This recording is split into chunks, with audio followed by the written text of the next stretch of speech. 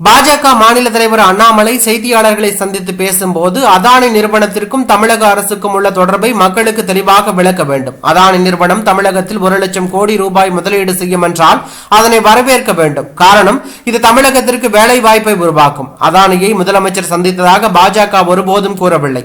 அதானியை சந்திப்பது குற்றமில்லை. சட்டமன்றத்தில் தானே முன்வந்து முதலமைச்சர் மு.க.ஸ்டாலின் அதானியை சந்திக்கவில்லை என்று கூறுகிறாரே, ஆனால் அவரின் IAS அதிகாரிகள் தனிப்பட்ட உதவியாளர்கள் அதானியை சந்திக்கின்றனர் என்பதை மறுப்பாரா?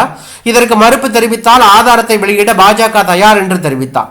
மேலும் முதலமைச்சர் சட்டமன்றத்தில் அதானியை சந்தித்தது தவறு என்பது போல பேசியிருக்கிறார். ஆனால் அவரின் குடும்பத்திலிருந்து யாராவது சந்தித்திருந்தால் அது தவறுதானே என்ற கேள்வி எழுகிறது. அதானி தொடர்பில் ஒரு ஒப்பந்தம் இல்லை என்று கூறுகிறார்கள்.